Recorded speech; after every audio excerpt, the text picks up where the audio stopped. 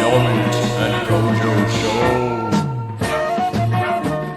And we're synced. So we're talking about terminology. How important is it? How important is it to tricking? What should we do about it? I've got a question for you, Omid. Hello. To jump right into it. So let's say you were on the board of extraordinary trickers. Tricking men. You're one of the tricking men. It's up to you. You get to have a say on what happens with terminology. What would you change if you were on the official tricking board? What would you set the rules as? Okay, I think a good approach would be leaving it to the people, but then also having somebody that oversees it. Like, let's say, for example, you said, like, you put out an official League of Extraordinary Tricking Men poll where you ask the community, okay, we need to decide X, Y, Z. So let's say, are we going to go with TKT or are we going to call it Cheat 9?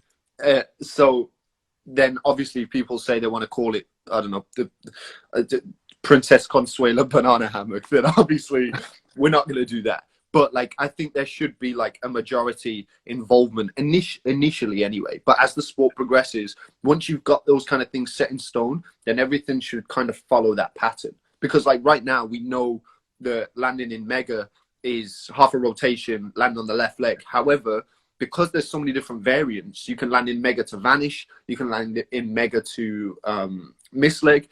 And I feel like it just kind of needs a little bit of guidance for everybody to really understand. Well, what would you do to guide it?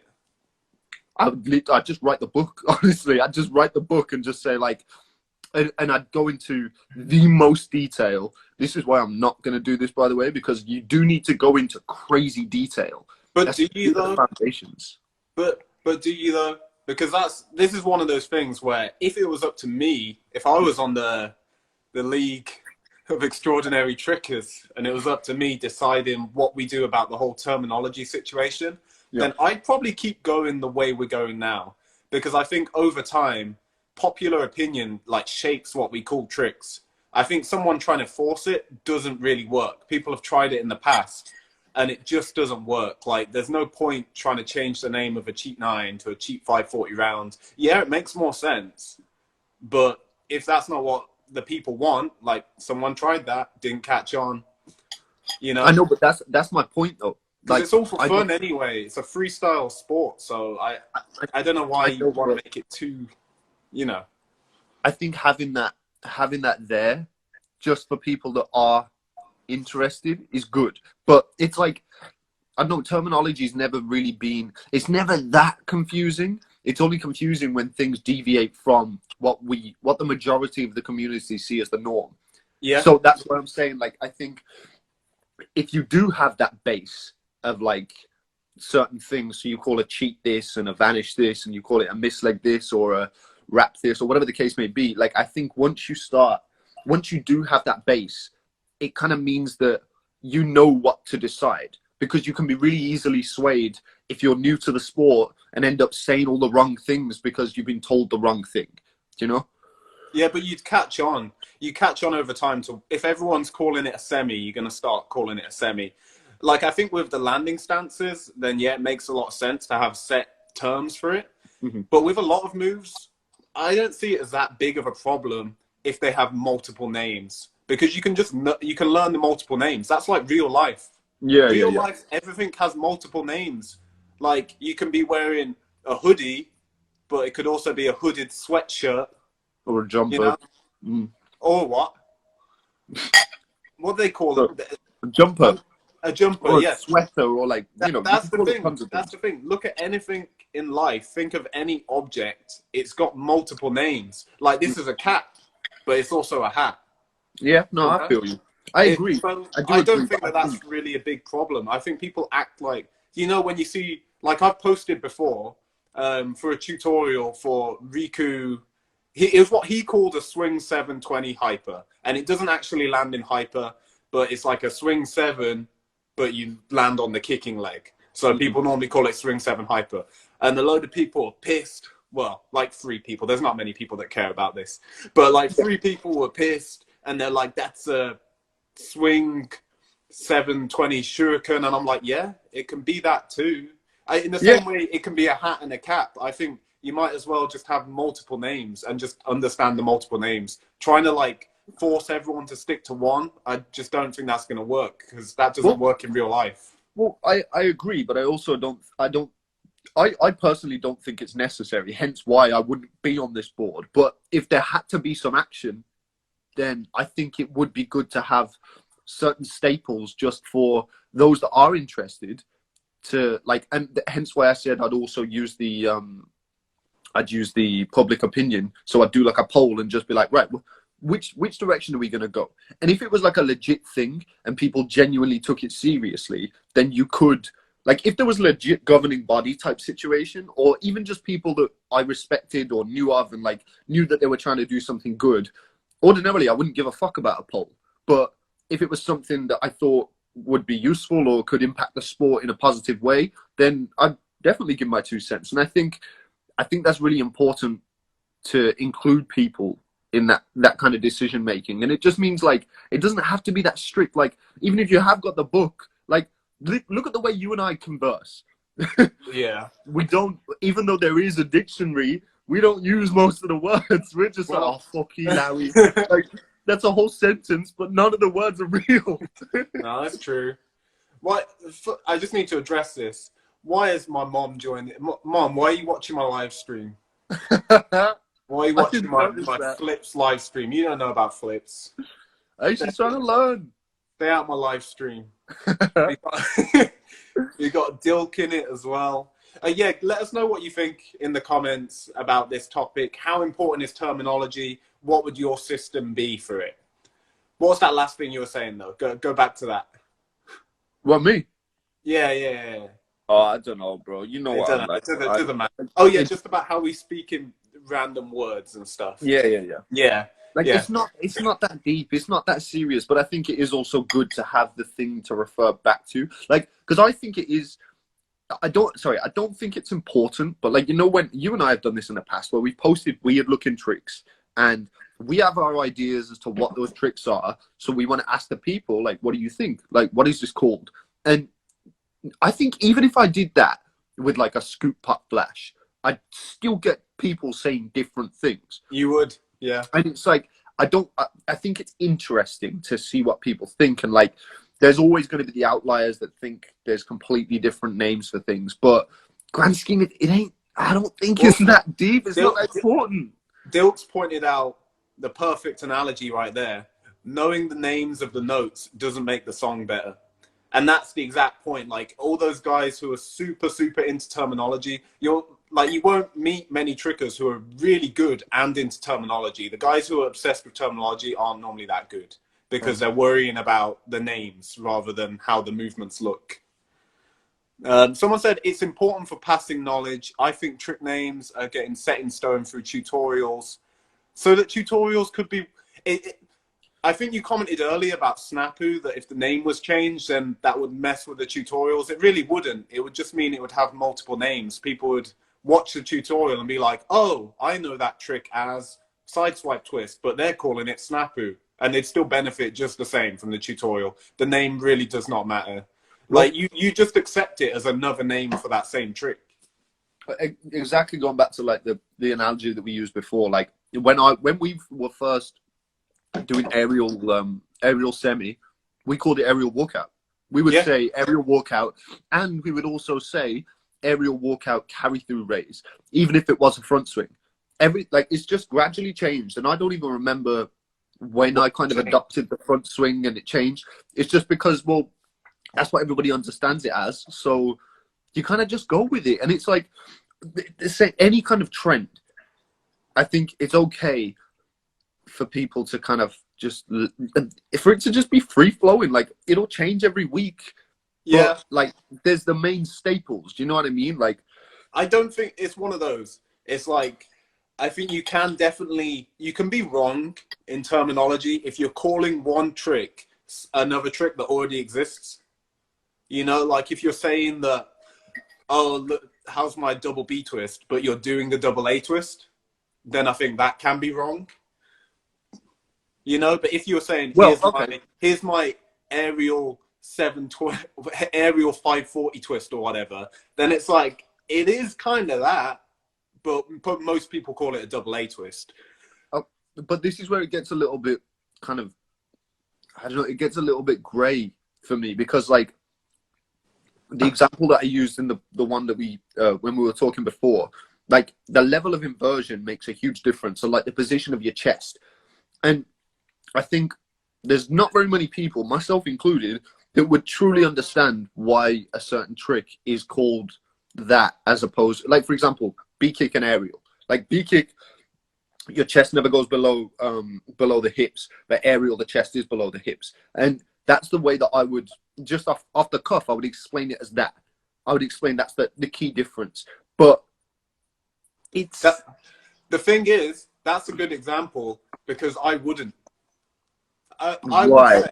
I would say it's possible to do an aerial that's less inverted than a B kick.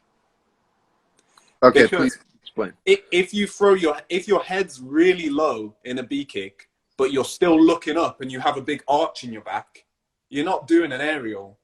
And if you're looking at the ground and you're in a dished position, but you're just kind of on that axis, you're not doing a B kick. I'd say the biggest difference is your back positioning and where you're looking. Because if you have an arch in a B kick, the arch is what makes it a B kick. It's like, if you're dished, it's not really a B kick, it's a bad aerial. That's what I'd say.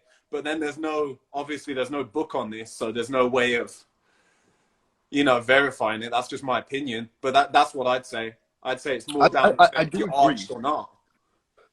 I do agree, but I find, because I'm thinking it like when I have to teach these kind of things, I think in the most analytical way, but also the easiest way for somebody's brain to digest. And that's why I'd say off the cuff, the difference between a B kick and an aerial would be the positioning of your chest, because it will make them understand how to go into it. But it still is chest positioning. It's just, I know, yeah.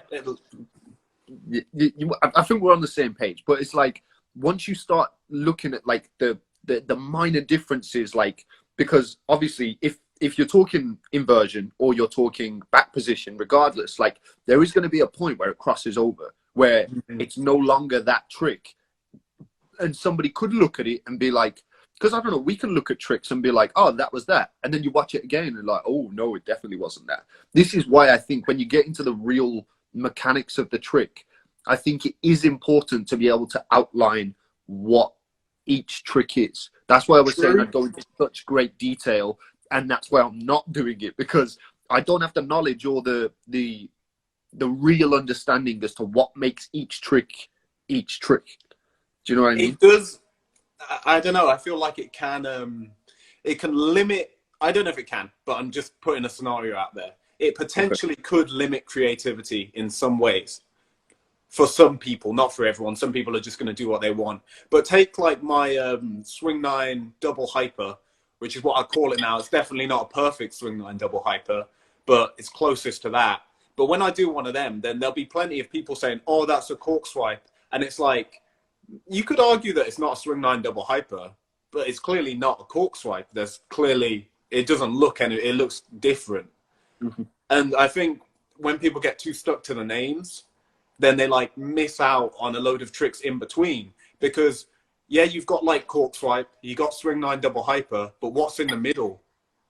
And they think because that trick doesn't have a name, and some people would say, oh, that's a cork swipe done wrong, and some would say swing 9 double hyper done wrong, then that means it doesn't count, when I think it looks really cool.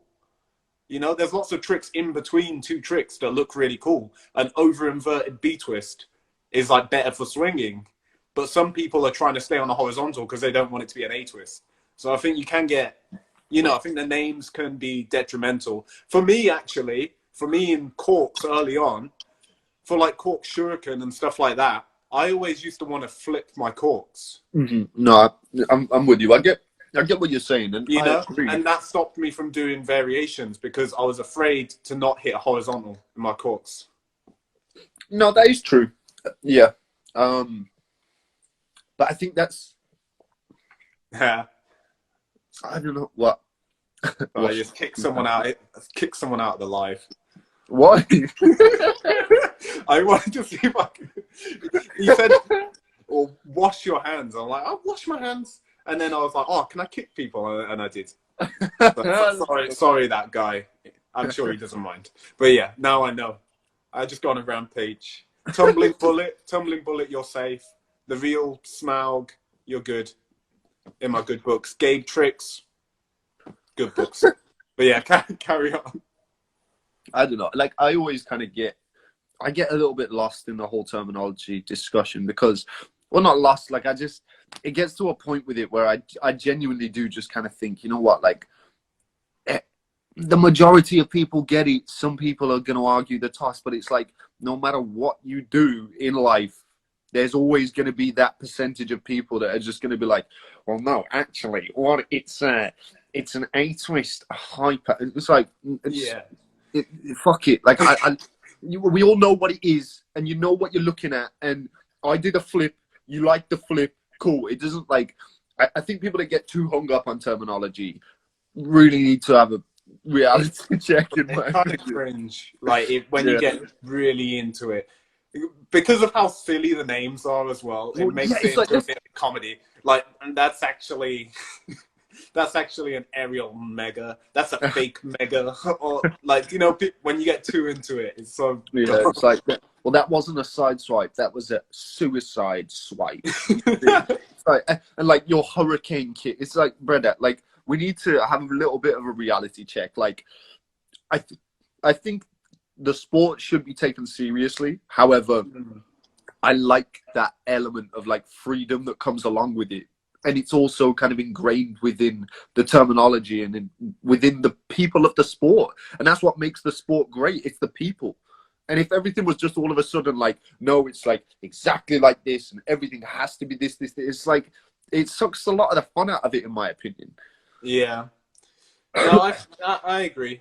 And I think at the moment anyway, just the way things are, then terminology is fluid and everything's going to have multiple names, and that's kind of fine because you pick up on all of them over time. And everyone's going to have a slightly different definition in their head of what that move is, because there's a lot of different ways to do the same move, but doesn't matter that much. I really like the element of tricking where, like, I don't know, like Hallwing Whacker, for example, like because somebody did that first, they kind of get to coin it. And it's not even just people that do it first, it's people that really kind of pioneer something. Because like there's tricks that people have done over the years and like they end up just becoming a different name because someone who's really fucking good at it and really excels ends up pushing a certain name, and then it becomes something else. And I like that aspect of it because it gives the tricks a personality and a life beyond the person that did it first, you know? Yeah, I agree. But we got a couple of good comments, so we can shift it. Let's talk about something else. Danlin9 said, "What do you guys think about people who don't trick, downplaying a difficult trick because they didn't land it cleanly? Is it a reason why tricking grows slow?" Personally, I don't think that would really affect the growth of tricking. And he said people who don't trick. I don't know. I think people who don't trick are either going to be really impressed by tricks or not. I don't think they're going to be like, oh, that triple fall was messy. You know? No, you do see it, though. It depends on your overall tricking level. If everything you do is messy, they'll probably be less impressed. But I don't know. That's a weird one. Weird question. I think what he's getting at is like whenever Red Bull has posted tricking as an example, a lot of the comments are people that don't trick and they're just like, well, this is just fucking shit gymnastics, or like, you know, your kicks are so bad. It's like, how can you guys call yourselves martial artists? And it's like, well, we don't. That's why we don't. You know what I mean? Like we just do a different thing that you aren't really aware of. But I think that's what he was getting at, and I think it can play a part. And now think about the times in the past. You and I have seen this, and we've discussed this on occasions when we've seen people, and it's the people that really shouldn't be running around screaming that what they're doing is tricking, because there are certain people, and I'm not like, I don't know who, but I'm they're normally the ones who are the most vocal as well. I know this is what I'm saying, but they tell everyone this is tricking, and they watch it, and they're like, oh, this is shit. But then it's like you've got people like Ilya that it's like they're doing completely different sports. So I do think I kind of get where he's coming from with that. I think it is important who's like being pushed to the forefront. Yeah. I guess. I think, yeah, clean, simple things will definitely impress non-trickers better. So I guess things that get big media attention, like on Lad Bible and Red Bull and all of that, it's probably better if they're simple. That'll probably get more people into it. I mean, people love Dommy trick, Dom Rose, because doing a backflip off your butt, everyone knows what a backflip is, and everyone knows how to sit on their butt. So they're going to understand that that's hard. Whereas doing a gainer switch quad cork like Shosei, they're not really, they just see a load of spins and stuff. So they're probably going to be more engaged and interested in the sitting backflip. Yeah. Oh, Omid, what? we got a big pet peeve question. Okay. So people are always asking me this, and this is the one question where I'm like, what do you want me to tell you? He said, Alex, I don't know, I'm not reading that. How do you keep your legs tight when twisting? That question. I'm always getting that question. Like, what do you also, or how do you keep your legs straight when twisting? People ask that as well. Like, what do you mean? What is anyone going to be able to tell you? Like, how is someone going to, like, you just straighten your legs. You just straighten your legs. And if your legs don't straighten, then you do it again and you try and straighten your legs. And then you do it like 5,000 more times until your legs are straight. I just can't think of what anyone could tell you to just somehow instantly make your legs straight.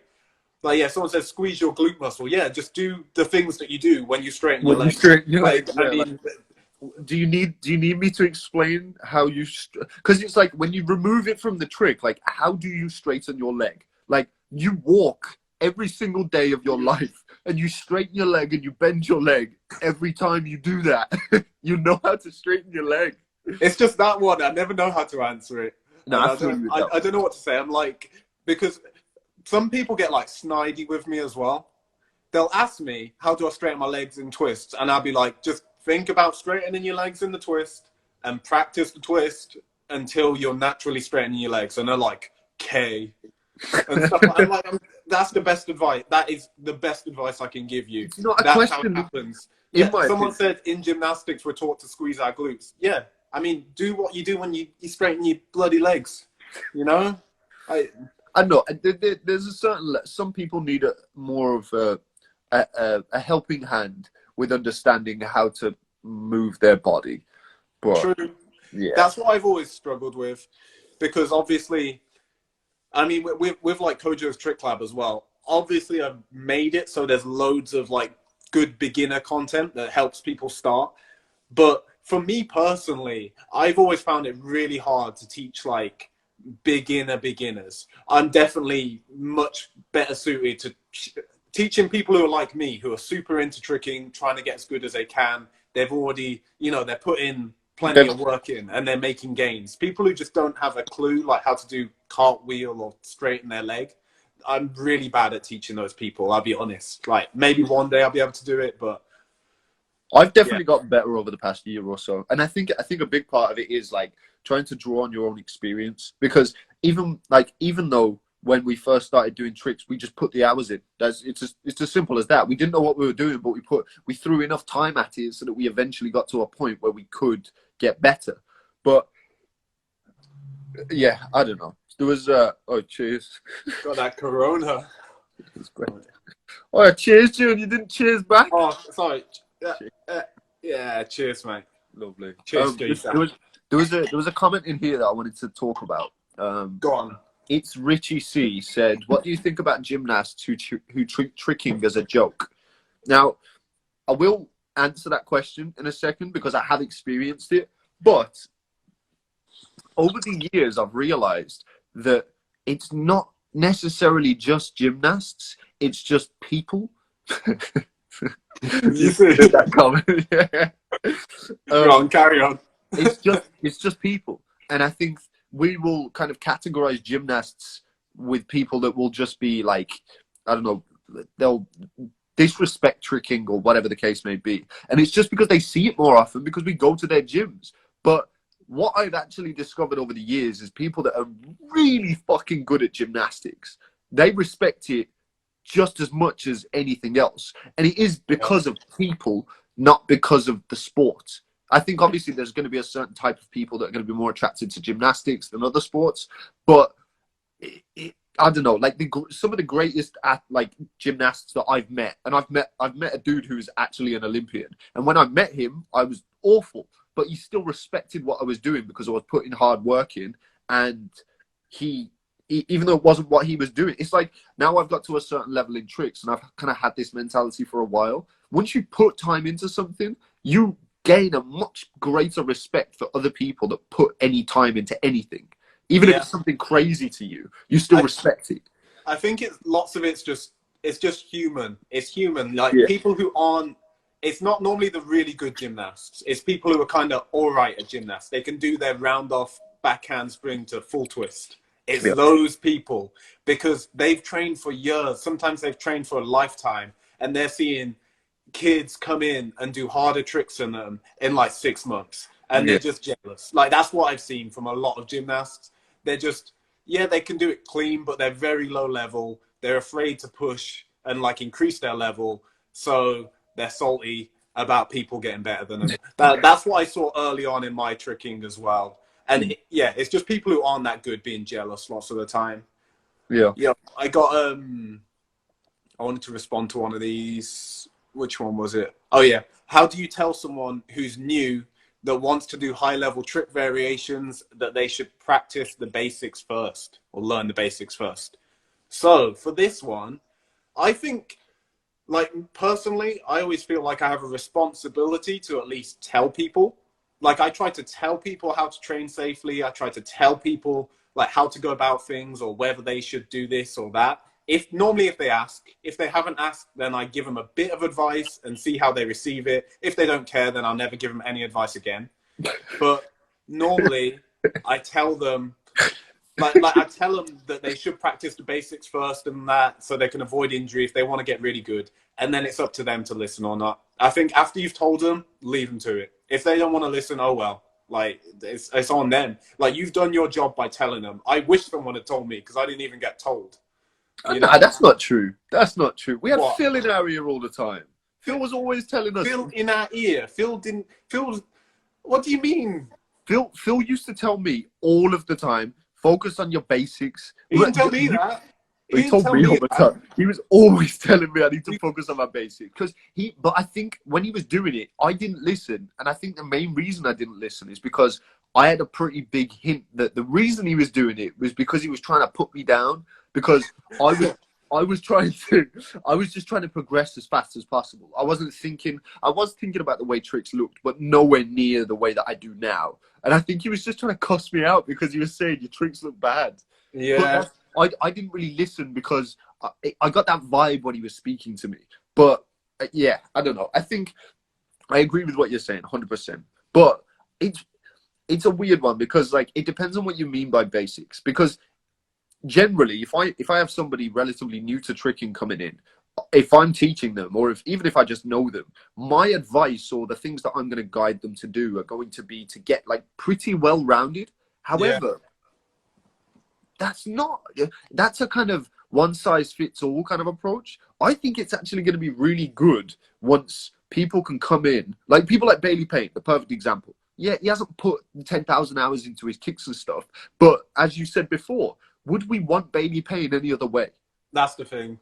And I think it's good to be able to like allow people that space and like let them kind of figure out what they want to do. Because I wouldn't, if I had someone constantly telling me, stop doing scissors, stop doing gainer scissor, you're just falling on your ass, forget about it, focus on your tornado 540 and hook kick, and that will be much better for you in the long run, then maybe I wouldn't have got to the point that I've got to now with gainer scissor, you know? Yeah. No, I agree. I think people should specialize. I think that's for pushing tricking forwards, like not everyone. I know lots of people, if you want to just be an all-rounder, then fair enough. I get the appeal of that. But the people who are going to unlock new movements that have never been done by anyone in any discipline are going to be people who are specializing. They're going to be people who are pushing one area. Yeah, Bailey Payne, would he have done cart, wrap, double full hyper, wrap, double full hyper, wrap, double full, if he wasn't putting in a disproportionate amount of time into his wraps? If he was training everything equally, he was doing the same amount of, you know, like swing nines as he was wrap dubs, would he have been able to do that? Probably not. Or if so, then it would have taken him a lot longer. You know, we need people to specialize and push their area to the next level. Yeah, for sure. I just want to say, I wanted to say what's up to Jason PK, because I've seen him in every single one of our lives so far. Yes, Jason. My G. So Owen Trick said, no disrespect, I absolutely love those type of trickers. They're some of the best at pops, etc. Yeah, no, I get that too. Like with Johan and his swings, I love just watching him do really hard stuff. You know, there's plenty of people who push the cleanliness. You got like Eduardo and people like that. But it's also good to have people who are just pushing the power to the absolute limit as well. And people who are pushing like, you know, floor work stuff or whatever, or Fareed doing his switches down the hill. It's good to have people pushing all of these different things. It's cool to see. Yeah, I fuck with it. We don't see enough people pushing the kicks the way that they used to, in my opinion. Like there's not that many people that come to mind where, like, you know, the way you'll think of Mikhail is the pop kick guy. Kid spin. And yeah. and the backside kick guy. So it's like there's not that many people that I think of when it comes to kicks and stuff, where it's just kicks. Yeah. Sorry, we got a message from Pinto, comment from Pinto, so I want to see what it is. What's he saying? Right, just my opinion, and want to get your guys. Would you rather master what you have or unlock new stuff and not perfect what you have? See, I'd rather perfect some of the things I have. I'd rather perfect the things that I like really enjoy and that naturally like work with my body, and then perfect those as well as pushing deeper into that area. So really specializing on the stuff that I'm actually good at. So that means not putting loads of work into like tornado swing 9, because that's something that I'm not super good at, that doesn't come that naturally, but putting more work into things that interest me more, that I'm better at. Because at this point, you know, you as well, Omid, we can only trick so much. Yeah. And we've only got so many years left, so you want to put it into the things you enjoy most, really. I mean, I'm of a similar sort of mindset, but just naturally in my mind, I have more of a, I don't know, there's a certain part of me that always wants to explore down a particular rabbit hole. And like, that's the good thing that I think about tricks, because like I have certain staples and things that I'm always going to be working on. I don't think there's ever going to be a period in my life where my gainer scissor and certain late nines and scissors are going to be trash. And it's just because I'm constantly going to be trying to perfect those things. But then I love the fact that I can go down a rabbit hole and then be like, okay, yeah, that was fun. And even if I haven't perfected those things, I can then come back and also keep working on the things that I really want to perfect. So I think if it, the same answer as you. I don't like that question because I don't want to choose. It's a tricky one, but it's like, I don't know, like I don't really train cheat 9 hook stuff anymore. Not because I don't like how it looks. I think it looks cool. I think it feels all right. But it's like, if I'm going to put effort into something, I'd rather put effort into something that like not everyone's doing. Yeah. Well, it's something that just kind of fits you better. Because it's a better representation of you and the things that you like. All right, this sounds like a good one. How do you guys feel about Nick Fry's standing triple full? It's very off axis, and some would say doesn't count. Where is the line in spins? For me personally, in tricking, for it to be classed as a tricking triple full, it has to be horizontal or more flip than that. I think he does hit the horizontal in the air, So I would count it as a standing triple fall. I think is he short on the landing? I can't really remember the clip. Yeah, I don't really remember. I remember counting it though. I counted it when I saw it. Yeah, So same for me. Same for me. And I think, okay, that's an interesting thing. The leniency that we should allow with first time tricks are landed, because I think the first time a trick is ever landed, I think it deserves a little bit more leniency compared to when it's becoming staple. And the reason I think that is because I think it deserves a certain level of respect. But it also depends. I think there's parameters and boundaries that need to be kind of adhered to, because if you're doing a quad cork or the first quint cork, if you're a quarter rotation off, I just don't know. Actually.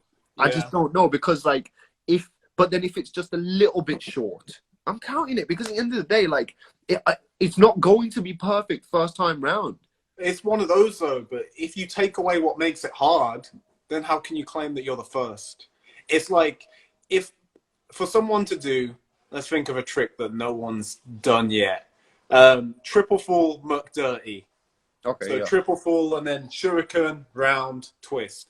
Now, if someone did that, but both of the kicks, their legs are bent the whole time and they don't actually extend the kick, then you've taken out the whole thing that makes it really hard.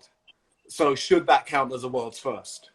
Because the whole point is that you're meant to do two kicks in it, like actual kicks. That's what makes it the thing. That pretty much every, I don't know if I'd even say that triple fall snapu has been done, because if it doesn't, if it's not a real kick, like the kick is what is making a triple fall snapu as insane as it is. Like obviously, even with a little kick, it's still a quad, which is impressive. Yeah, but it's not the same thing. It's not a triple full snapu, is it? Unless you actually, I think it should have the same standards as a full snapu.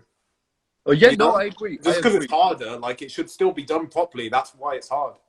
I agree, and there's two sides of my mind in that, because it's like, I think because it's such a obviously it's not always the case with every new trick that's landed, but like quint cork as an example, or something of that magnitude, where it's like, if it does get landed, it's like, holy fuck.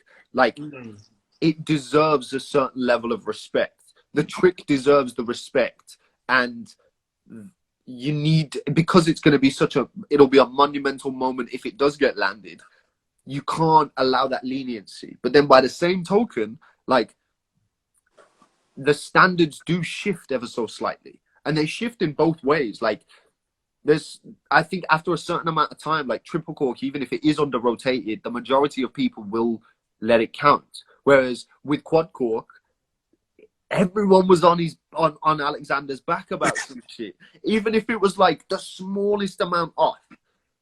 Yeah, but I think one of those, just what I think, how people should behave around that. You know, when if someone does a trick that's not quite it, but they're saying it's it. I think it's only really worth piping up and making it into a big deal if it's something that's never been done.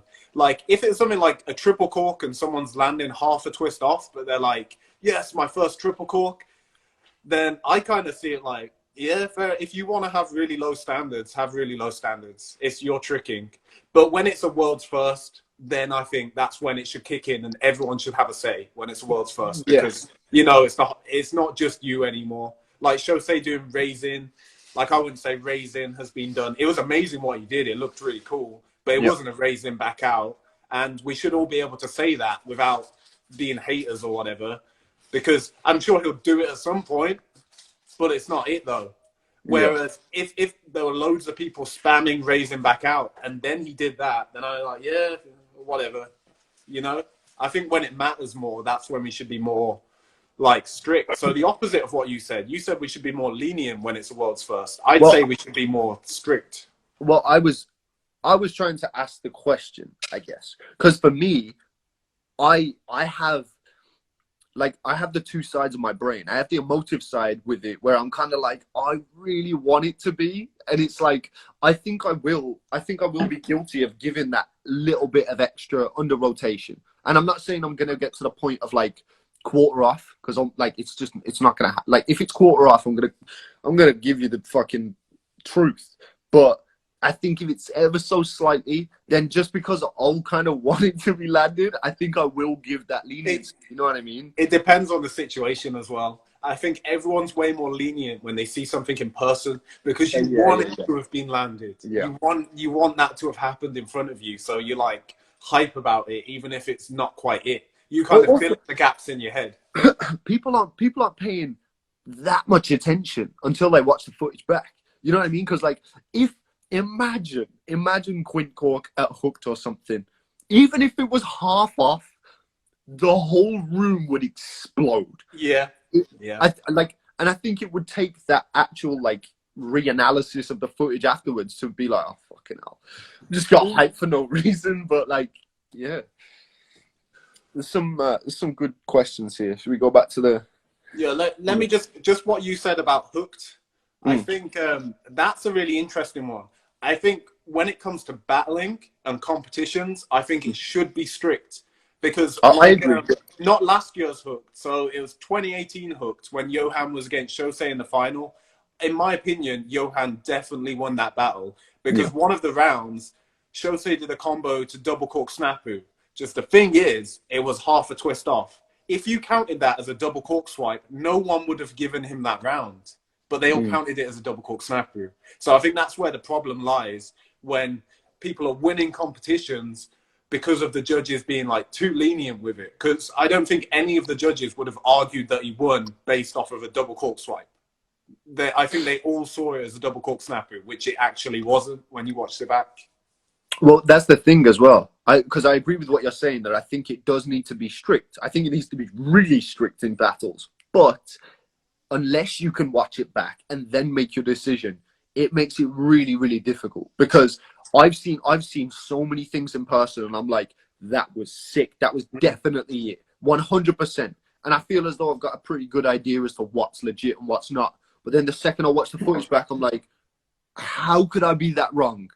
Yeah, you know, because like, no, I've done the same. There's little things, like if someone lands but they've got their chest all the way round, and then the second their feet hit contact, they kind of rebound and jump. It's really hard to know whether it was fully rotated or not. So unless we've got that playback like ability for the judges, then it does get kind of hairy, you know. Can I talk on something else real quick? Of course. So Dan Lin said, is there a possibility to get non-English speaking trickers, Fuju and Haruki, to make tutorials on KTL with subs? So my view on this, like, I'm not close to it. I think it would maybe be useful, but I don't think it's as useful as people think it would be. Like when people ask, oh, what about Shosei tutorial or whatever? I think if it's got subtitles, they can't explain it as well. The whole thing that makes a tutorial good is the coach being able to relate to you and kind of get into your state of mind and then take it to you understanding the trick. And subtitles really don't do the job to the same extent. Like, yeah, they can say, push your hips this way, push your hips that way, do this and that.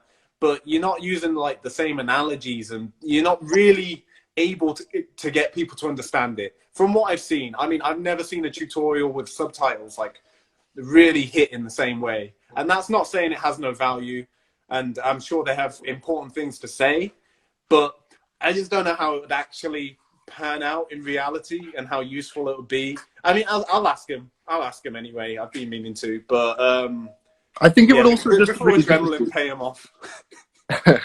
Then I'll ask him. Like someone said, but Fuju touchdown raise tutorial, he could like just because. Like, what do you think he's going to say? What do you think he's going to say that's going to be so different? Like, lots of the reason, anyone who has a really inverted touchdown race like Fuju, they round off on that side. Like, every single one of them. So, well, there's only so much they can say, really. I think there's always going to be little gems that people can drop, but it's not, I doubt translated as well. That's the thing, because, like, it gets to a point where it doesn't hit the same spot, because when you translate it, there may not be an actual translation for what they're saying. So it ends up being like a roundabout way of describing it. and then you can't really get the message across properly. However, saying that, sometimes all it takes is that one person to give you that piece of advice and frame it in a different way, and then all of a sudden you understand. So I understand why people ask these things, because they're looking for the easier way to understand something that they don't understand. That's so, true. Yeah. But it's one of those things where, I don't know, maybe there would be some golden tip, but especially if someone, like if Fuju had put out a load of some of his own tutorials in Japanese and stuff, then they'd be like, oh, okay.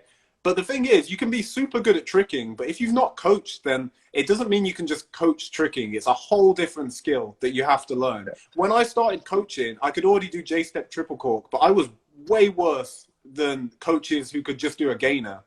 Like, understanding how to do the movement yourself and then understanding how to explain it and how to get it into someone else's head, it's a completely different skill. So that's why when I look for people to make the videos, I look for people like Vios. I mean, he's really, really good, but he's not like one of those Japanese kids in terms of like insane power, but he knows how to teach. He knows how to explain things well, which I think is more important. And it's annoying because a lot of people just want the names, really. They want that Shosei tutorial. But is that Shosei tutorial actually going to be as good as someone who has coached for years? Yeah, but people don't know that. You know, people don't know that though. I know they don't know that, and I know it's like, good marketing to have people like that. But I really want the videos to be really good at the same time, and that's the thing. You know, but I don't know. It's really difficult because people will kind of, I don't know. They like you say, they don't have the knowledge of coaching because I think the same for me. I used to think like, well, he's really good. Why can't he teach me how to do this? But then it's because it's a completely different skill. Like, you can be the best tricker on the planet and not have a fucking clue how to teach anybody how to do tricks. Yeah. Oh, I think Omid's run out of battery or something. So I'll take over for a second. Would either of you just decide to take a tricker under your wing, just coach them through the sport just because? I've already done that. I did that with Omid. I took Omid under my wing. When Omid first came to the gym, then he was always asking me for tips and stuff, and I'd just ignore him. I'd always be trying to get rid of him. It would piss me off. I was like, I don't want to deal with this guy. He was from Dudley. He had a really annoying voice, like more annoying than my voice. It was really bad. So I didn't want to be anywhere near him. But he kept asking me, and he was trying his tricks and slamming again and again. And eventually I thought, you know what? I'm going to teach this kid tricks because he's really into it. He's passionate. I'm going to give him some time. So me and Omid used to go to the local swamp next to my house and train. I'd take him down to Moseley Bog, the old swamp, and I'd get him flipping off this wooden platform into the mud because that was a safe landing. So I was telling him about how I used to teach you tricks at the swamp. Yeah. Also, I just got to say, I have no idea what happened. Instagram just closed itself for no reason. So I do apologize for that. Yeah, when you used to teach me at the swamp. Yeah, I remember that. That was lovely. It was simpler times. Your approach then, though, I think, because if you have a willingness to want to help, that's the first step. Because there's plenty of coaches that I've seen over the years where they just probably don't want to do another job, so they're just kind of doing this to get paid, and you can kind of see it with their coaching, and like I don't know, you really need to want to help, I think, in order to push to that next level of being a good coach, because it's really difficult. It is difficult. Yeah, it's definitely a skill in itself that you have to like practice and train, and you get better at. Like, at first I hated coaching, but over time, just from responding to so many people in the DMs, I've just given tips to like thousands of people. So you get a lot better at it over time, and it feels cool when you start to get good at it. Yeah. What comments we got? I'm just looking through them now. Someone said, take me as a student. I would take anyone on as a student if they're training really hard. That's the thing. I don't really care who you are. It just depends on what you're doing. And a kid who's putting in loads of work and trying to get good, I'm happy to help. There's people who I've given free KTL access to because they're training really hard, and I'm happy to help. It's like, but you've got to actually be training really hard, not just saying it. I want to see someone who's really putting in the work, you know?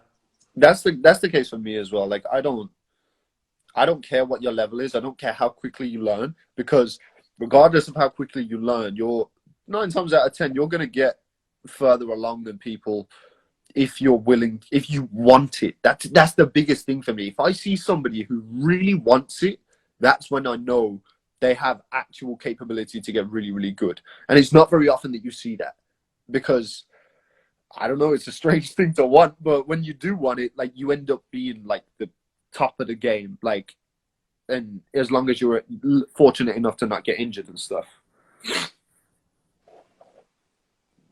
Yeah. Go on. You choose the comment, Omid.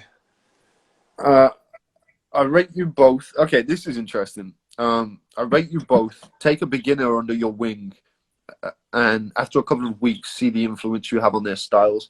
So I'm going to kind of turn that into something else. Do you think that if you're coaching somebody, how much do you think somebody's style depends on if they're being coached or if they're not?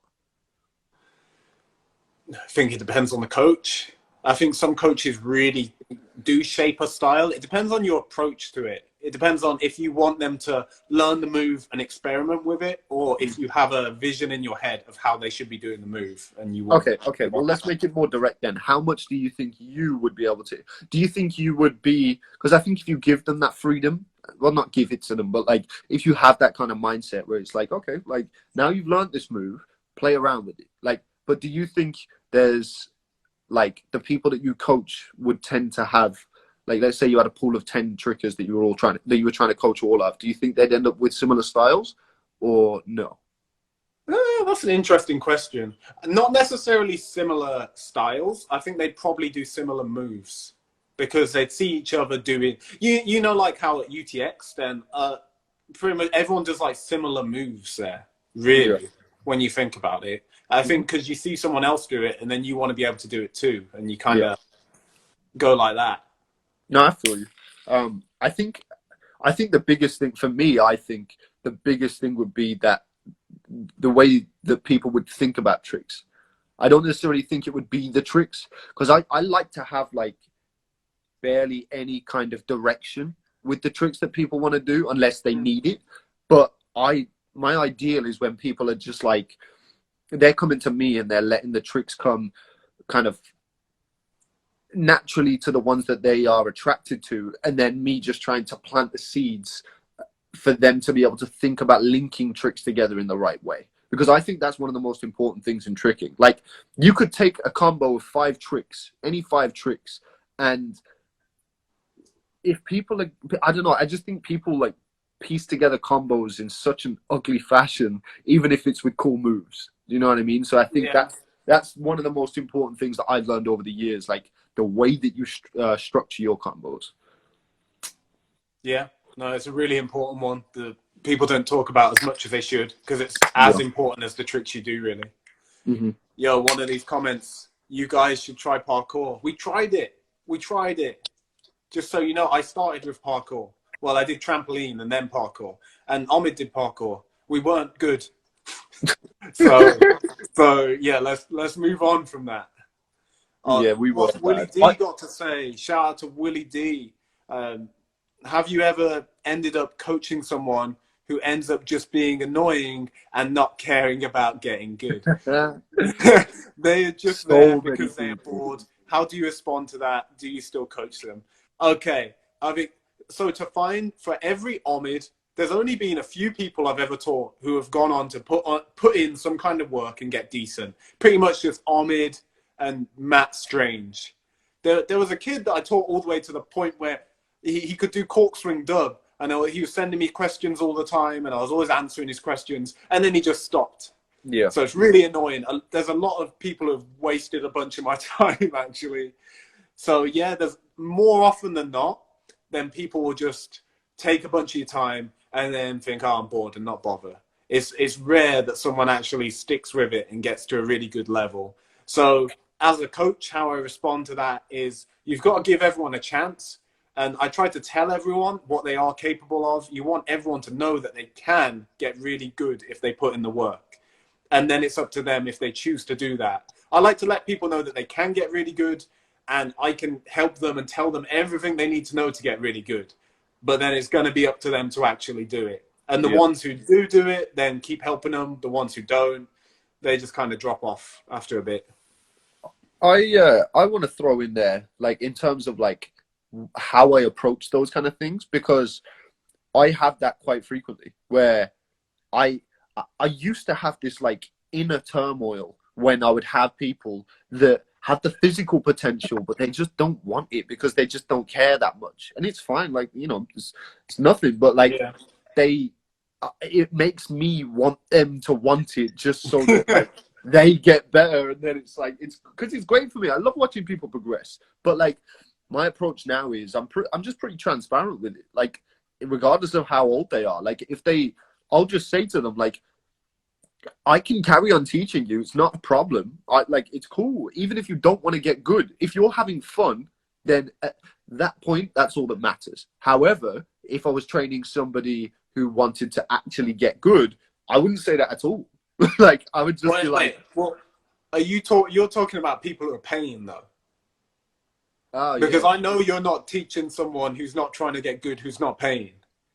Yeah, of course. Yeah. But I was mainly talking about for free, like who you tell. For free. Because if someone's paying, it doesn't matter if they're trying to get good or not. I'm just going to do my best to help them as much as possible because that's my job. But no, I was just talking about if it's for free. No, but even if they're paying, it still used to make me feel some type of way. Because like, especially in those instances where they do have the physical capability, but they don't want it, or they don't care enough, or like they just don't have that drive in order to put the work in. Because that's one of the worst things, when someone like gets tricks really easily, but then they don't put the work in, and they're just like, it's just so frustrating to see, because I'd love to see where they could go. But yeah, if it's free that we're talking about, I ain't giving you all that much time. I'm gonna keep it real. Yeah. Just because, we got 2 minutes left. JR said, Omid or Kojo, can we private chat within the next year? Like, I want to learn some advanced moves like double corks and gainer dub and stuff like that. I mean, we'll start working towards them. First off, if you want to get good, if you want to get those moves, you should be planning on doing them without any help from anyone. You don't need any help to make all of that happen. You can do that 100% by yourself. If you're trying your hardest, then people are going to really want to help you. Like, if you're sending me a clip and you're trying your best to do these moves, then I'm going to try and help you as best I can. What annoys me the most is people asking me, how can I do this move? And they've not even tried it. You want to be some way along. You want to be already trying it. And then people are much more likely to help you. I'll do you a deal. When you land those things, you can have a phone call with me for as long as you want. That's fair. Fair deal. Yeah, I'll Skype and we can talk about whatever you want, as long as you want. But yeah, as it's got to be within the next 25 minutes. Nah, give him a month. Give him a month. At least. Someone said, gain a scissor tutorial, please, Omid. He's got one. It's on Kojo's Trick Lab. Just watch our 800 videos and you'll be way better at tricks. Obviously, you watch 200 hours of videos, you're going to know more about tricks. But we got 20 seconds left. So I hope you enjoyed the live stream. Thank you for joining us, everyone. It was a good time. It's going to be on YouTube. Peace. Peace. So long. Right?